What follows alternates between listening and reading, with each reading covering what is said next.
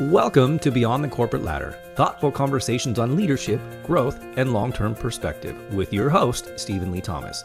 Each episode features thoughtful conversations with leaders and operators about growth, decision-making, and what it really looks like to build a meaningful life as your career evolves. Hey everybody, welcome back to Beyond the Corporate Ladder. Today my guest is Heather Mallette. She is the founder and CEO of Decision Line, The Decision Line. And her tagline here is got me fascinated. We didn't get a chance to get into this before the show, so we're gonna get into this real time. Um, Strategic HR leader and aligning leadership, people, and AI to drive business performance. I think it's like bleeding edge where she's at. Heather, thank you so much for joining me today. How are you? I am great. Thanks for having me on. I can't wait to talk about all of the exciting topics you have planned out for us Well, today. let's just jump right in. Give us a little bit of background, like what are you up to these days? Yeah, give us some context of what it is you're helping Sure. people out with. I am an HR leader, 25 years of experience. I'm currently the president of the Toledo SHRM chapter. I just came back from the national conference in Orlando, which was outstanding, meeting other HR leaders and leaders within the HR community and beyond, and on the executive side of things as well. As far as my business is concerned, like you discussed, it is kind of a new area of HR. It's really combining all of the things that you talked about: AI, HR, people operations, and then also using AI as a leadership tool and understanding that AI will not replace leadership or human thought. It's a companion or a tool in your toolbox and Mhm. helping with drive those decisions, helping you make better decisions. So many different places I want to go right now with AI and HR. First off, I will start by saying when I first started in corporate America, I honestly I kind of thought of HR as the enemy. I thought of them as this like bad person. And then after I you know, grew and matured a little bit, I looked at them as like one of my most important partners within the organization there. So um before we get into like this cool fun, how is HR now able to leverage AI to be better at their job and help the organizations become better? I want to back up a little bit in time. Can you walk us through kind of your early beginnings and get us up to this point in time where, I mean, did you start in HR? Was that like your dream is to get into HR? And then how did you get to where you're at today? So, short answer, no. I wanted to be in politics or communications. Okay. My dad wanted me to go into business. I fought him for 1 year on it. Uh, During my sophomore year of college, I decided that politics quite wasn't quite for me. And I took the Myers-Briggs personality test, and it said I was geared towards business, marketing, specifically marketing, HR, accounting, and operations. Hmm. And I really, accounting and finance, although they're important, weren't real. I wasn't really passionate about. So I took some classes, and it really interests me. And then I had a couple of HR internships, and then I was like, okay, now I see where I'm going. And I understand your point from earlier about HR. When I was early on in HR, I'll say an emerging HR professional, Uh-huh. and this would have been in the early 2000s. We were kind of like the referee in a sporting event, Sure. everything, or the principal's office. Uh-huh. And really, HR's evolved into a strategic partner. And that's really what we're talking about today. And through my career early on, I learned some important lessons that have helped me get to this point now where HR is strategy. HR is, when you look at what HR actually does, we are partially marketing, whether it's policy, procedure, process, selling people on positions, jobs, adoption of new technology and skill sets, and preparing our bench and our emerging leaders and current leaders. So we really need to have a seat at the table. And that's Mhm. different than I think what it was maybe 20, 30 years ago. Yeah, that was I've been in the space for a little while. So yes, when I first started, it was um they were there when you got hired, and then when there was an issue, you would, like you said, get called into the principal's office. Or it was like, let's talk about like your pay raise or why I Mhm. didn't get the pay raise. And it was like, oh, HR was just kind of always in the middle of that. Um, and but to your point, and I don't know, maybe there really has been the evolution. You're going to have the better insight than I did or do. It was when I was working for a large corporation that was growing tremendously. And, they were going from the bottom of the Fortune 500 to the top. And I learned a lot about their success and growth. And it was like, how can we grow leaders? And HR became an integral partner in that. Like, how can we grow leaders? And that's really what changed my perspective. And then it was really strategizing with HR. How can I structure my department? How can we grow leaders? How can we have this succession planning? And that was really cool. And that was really fun to see. So that's probably part of the evolution you're talking about. But more importantly, you mentioned there's some really important lessons that you learned along the way so that you could get better at what you're doing. What are some of those lessons? I think people are your most important asset. I know we say that a lot, but one of the things that throughout my career, and I've seen a lot of different things over the 25 years, recessions, compression in the job market, AI, people are always at the heart of everything we do, regardless of Mhm. what your function is. And it's really how do we empower? How do we encourage? And then how do we build the skill sets we need to do the work that's important to be successful in the market? And I think those are the things that helped carry me along with having a strong integrity, moral compass. Some of the soft skills and some of the things that we've seen that get others in trouble in the news are important and have served me well. Okay, so what I heard you say there was if you focus on an individual success and growth, like what are the things you can do to make someone be successful? That is where you get these like super teams. That is where you get a healthy organization. Is that That's fair? correct. Yeah, That's accurate. yeah. Um, that was I remember a time when I was grow climbing the rungs of the corporate ladder, and going to like a lead to a manager where I used to think like, oh, I have to have all the answers.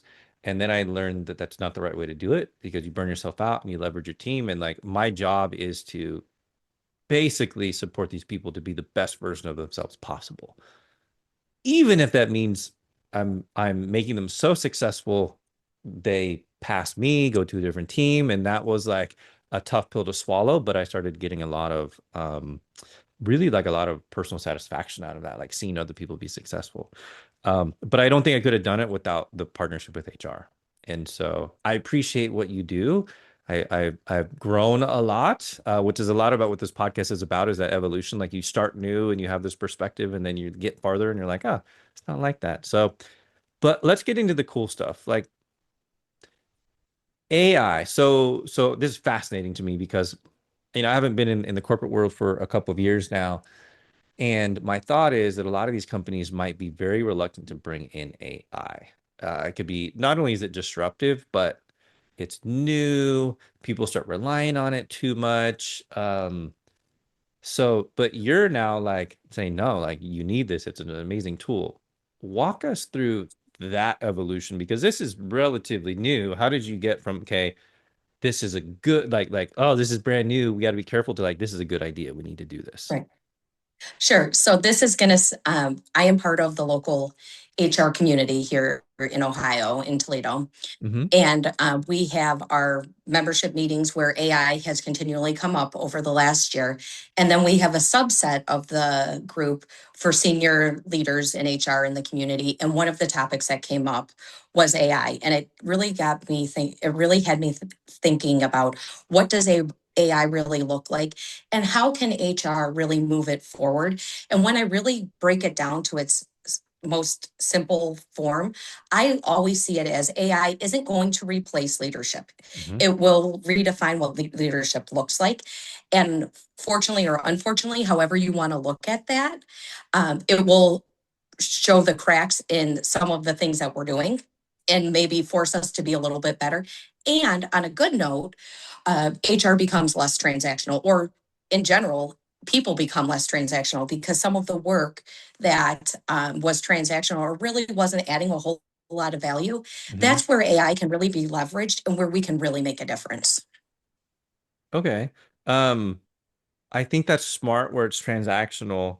Question for you. You said you think AI is going to really redefine leadership. Can you spend more time of what are some of the ways you think it's going to redefine leadership? Sure, it's going to force leaders to really lead, right? Because sometimes leaders get caught up in the day to day things that are going on. I think AI is also, when we break it down, it's going to help us look at some of the face some of the hard truths that we haven't had. When you really lay out and use AI, some people use AI as, let's say, a mentor or a thought partner, right? And it'll be devil's advocate, and it's going to challenge you on some of your hard beliefs that you've used, and Hmm. it's really going to question it and break it down for you in ways that you may not have thought of, and also prepare you better for when difficult situations come up, or conversations that you're ready for those as well. How are you again, so many different places I could go with this. So how are you coaching? We'll start at the organizational level. Like, Mhm. how are you introducing that to an organization that, hey, this is an effective tool that you should adopt? So you have to figure out where they are on the spectrum first, Okay. right? Because if anything's ever going to work or not, we have to look at the top. Are you truly ready to adopt this in some way, shape, or form? As long as the answer to that is yes, then I always try to start small. We don't want to start and just deploy it. I've seen it done. It works, not great. I think, in my opinion, I've seen it work best when we have a small group of adopters that Hmm. are very passionate about doing it. We have very strategic things that we know we want to get done. We get our people that are early adopters and interested in it. And then we can show they can help sell us and market why this is a great tool to use and why we should be using it. Where often when it's deployed as a blanket, that's where I've seen a lot of problems come up or pop up, or with a lot of resistance. That makes sense. You kind of have to get it embedded. You have to have some people who are open-minded to I'm an early adopter, but we're going to define the implementation of this before we roll it out. Correct. And I say Okay. start small. I wouldn't Hmm. start with like, these are the 15 projects we want to work on. And here's all the ways, because it really is an expansive tool. And we have to figure out what's really going to drive the business, what's really going to add value to Okay. this team, to the process. So are you focused really on like how do we get the tools in the hands of HR, hard stop, getting it in the hands of leadership? So then it's like HR and leadership, or is it really like how can this be leveraged and implemented organizationally wide? I would say organizationally wide.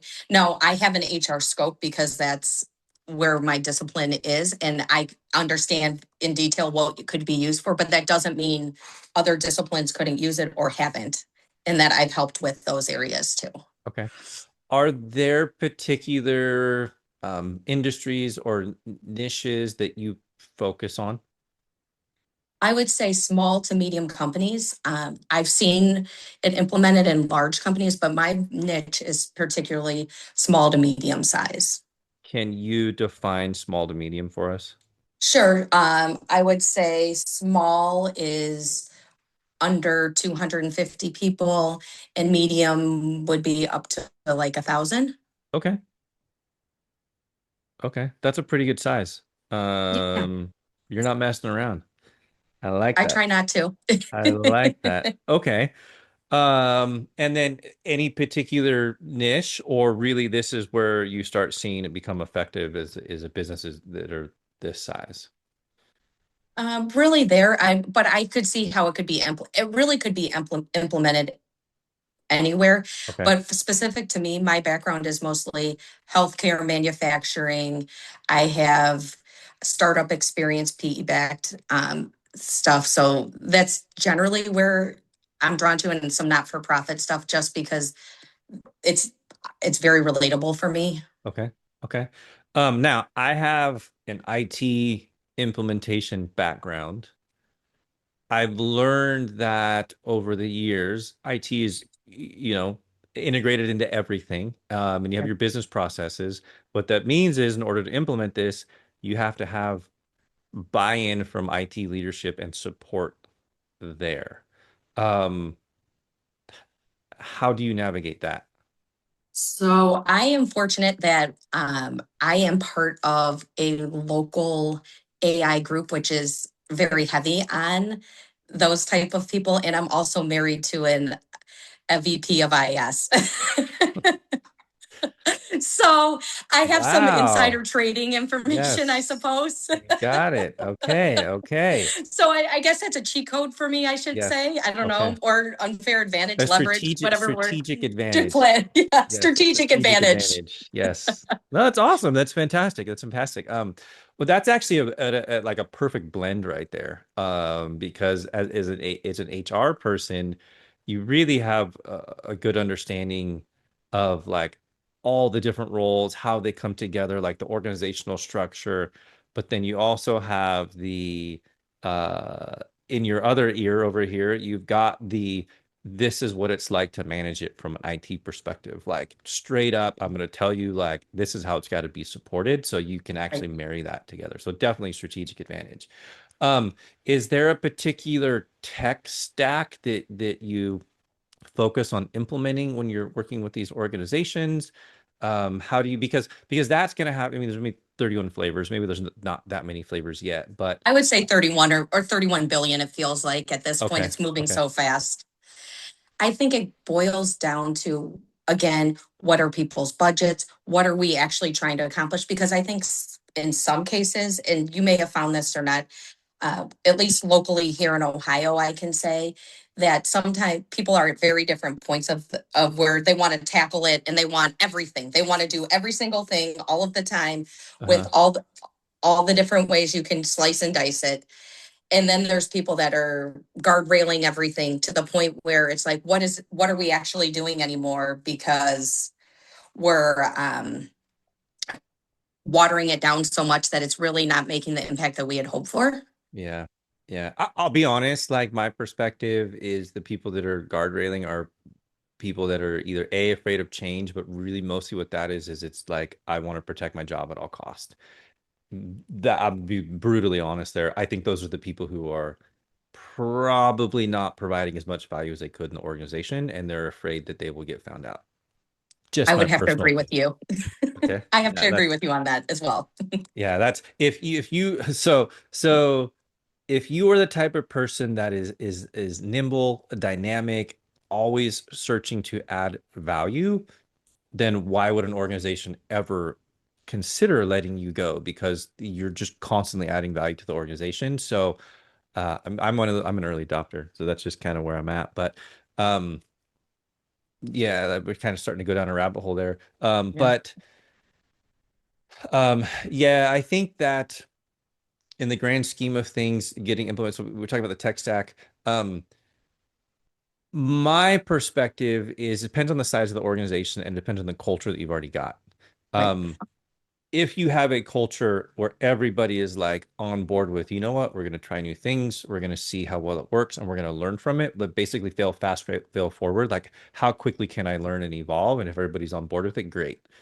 The larger the organization, this I think the more strategic. You have to be the more well thought out. You have to be about rolling it out because it will cause disruption, and Yeah. you just got to manage people's expectations across the board. So, Yeah. um, yeah, it gets a little Yeah. bit. You've got to navigate that. So, Yeah. um, I, I go think ahead. one other thing too that I wanted to add that I forgot to is that one of the things we have to keep in mind is that technology changes quickly, but Yeah. trust is always the foundation of everything we're doing. So there has to be that trust and open communication Hmm. to ensure throughout the organization to push this initiative or any initiative forward. Yeah. Okay. So a little bit more. Again, I could probably spend like a day talking to you about this. It's I just know. fascinating.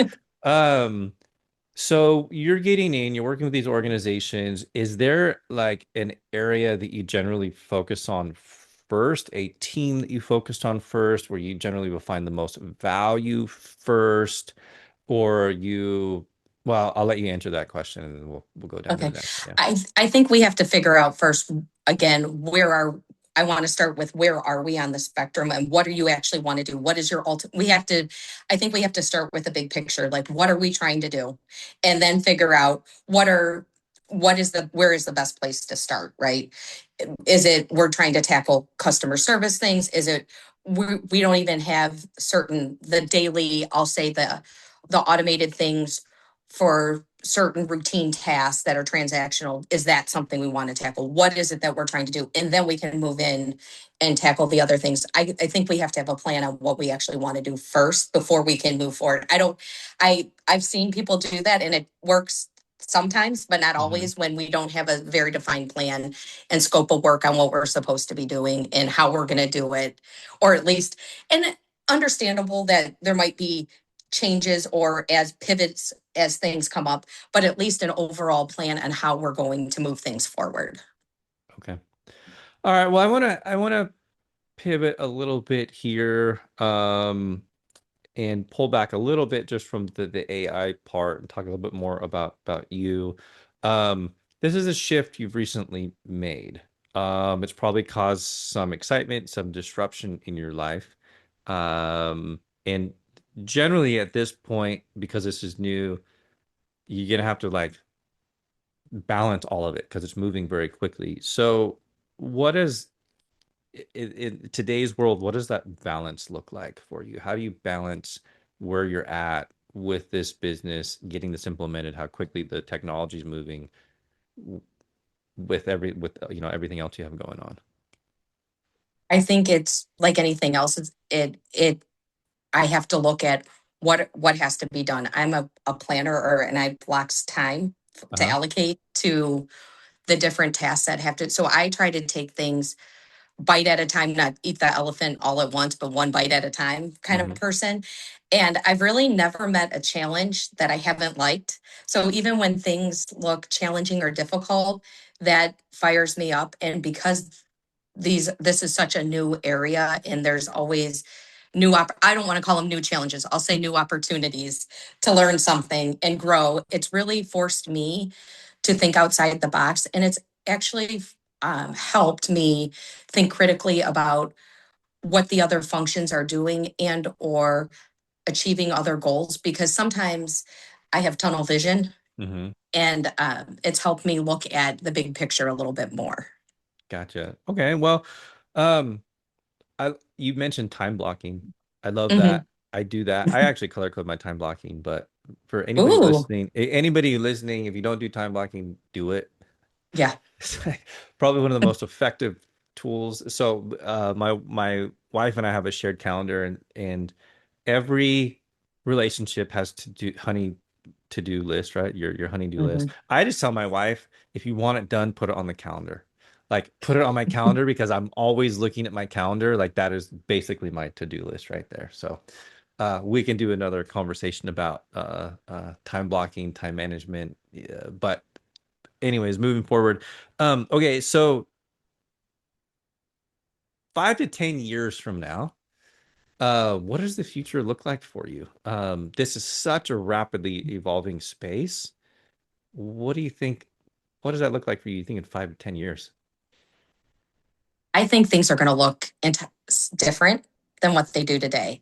I think we're going to see more advancement in technology even quicker than what we've faster, quicker. Um, people that are people will have to be early adapters or adapting to technology. Unfortunately, I see it as those who don't will be left behind. And I don't mean it as in a threatening way. I mean it as in a reality type of way.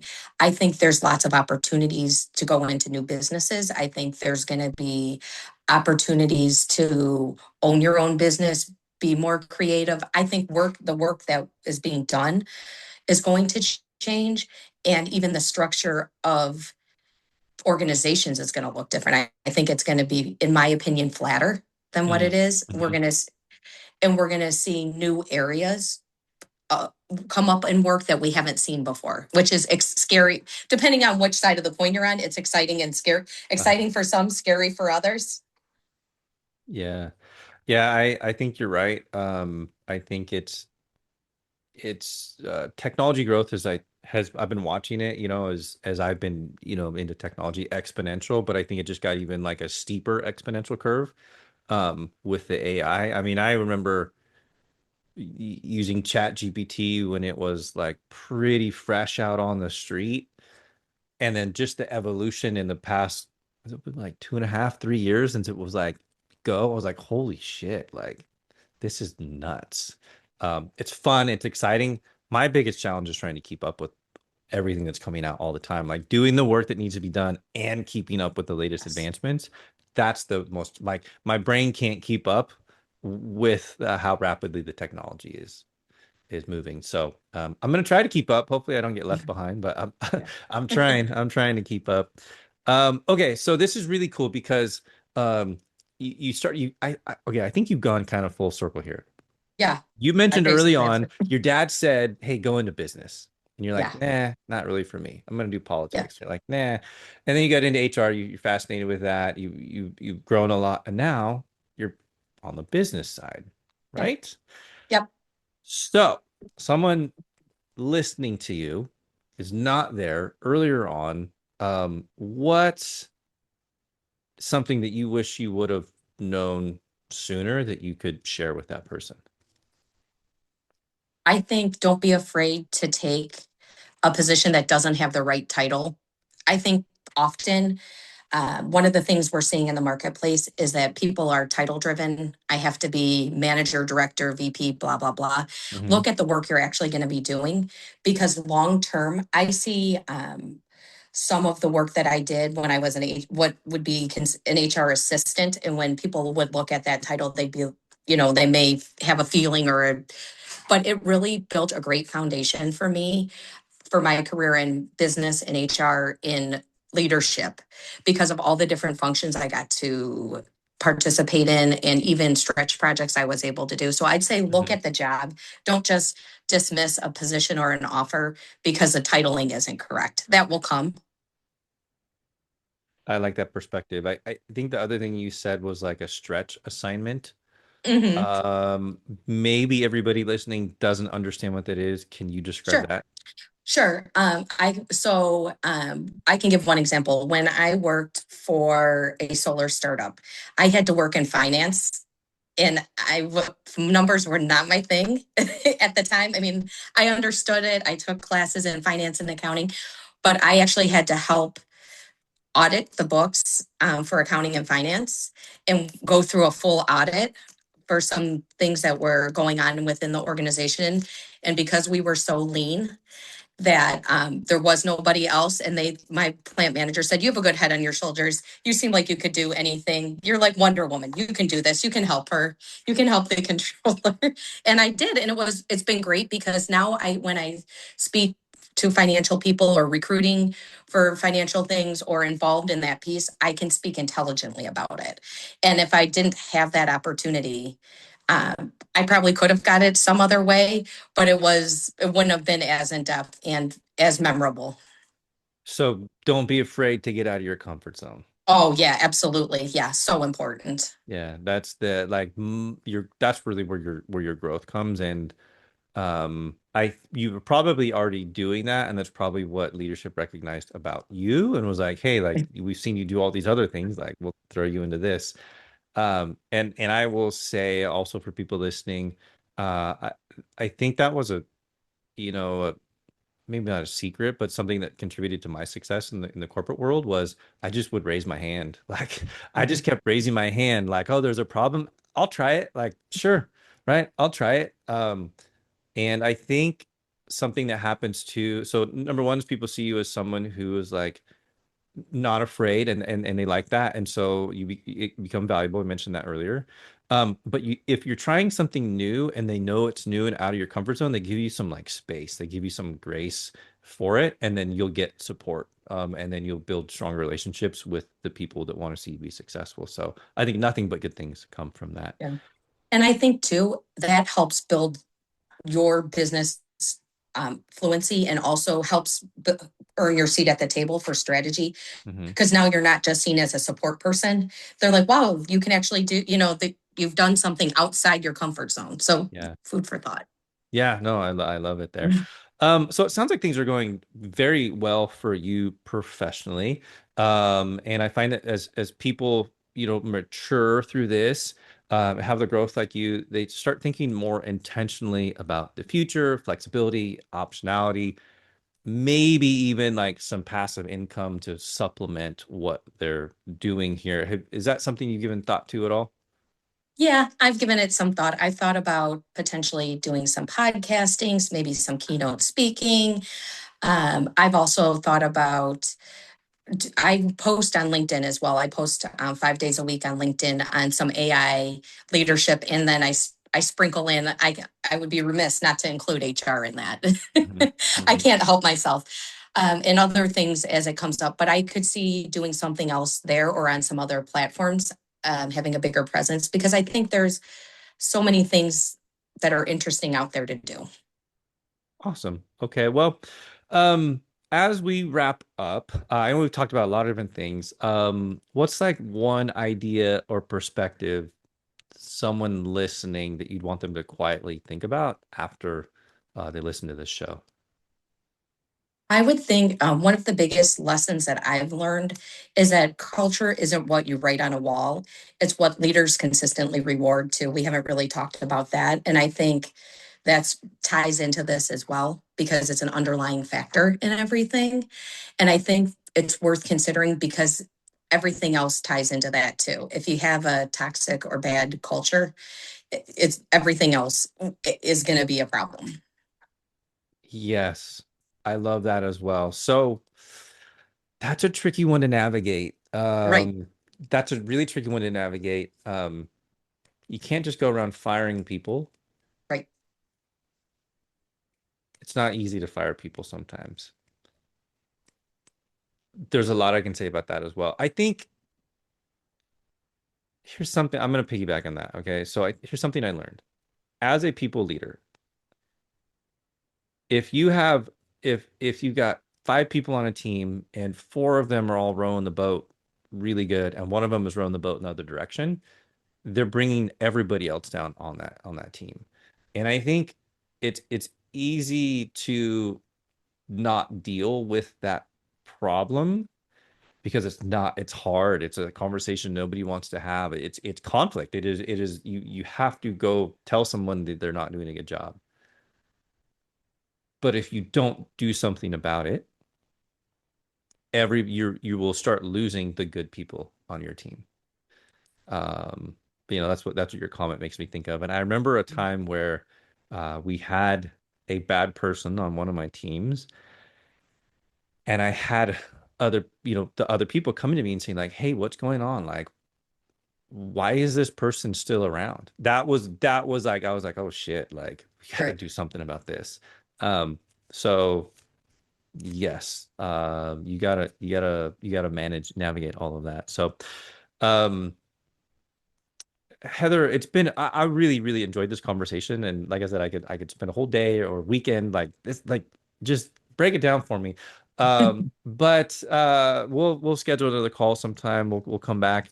If someone wants to connect with you, learn more about what you do, how you might be able to help them, what's the best way for them to do that? Sure. They can connect with me on LinkedIn at Heather Mallette, and my last name is spelled Mallette. On Instagram at Hey, it's Heather M, or on Facebook at Heather Mallette. Awesome. 2 L's, 2 T's in Yes. Mallette. And Gotcha. an E at the end. And an E at the end, and an E at the end. Heather, thank you so much for being on the show today. I've really enjoyed it. And for all the listeners, we'll see you in the next episode. Bye. See you soon. Thanks. Thanks for spending time with me today on Beyond the Corporate Ladder. If this conversation resonated with you and you feel like you have a perspective that could add value for others, you can learn more about being a guest at beyondthecorporateladder.com. Thanks so much for listening.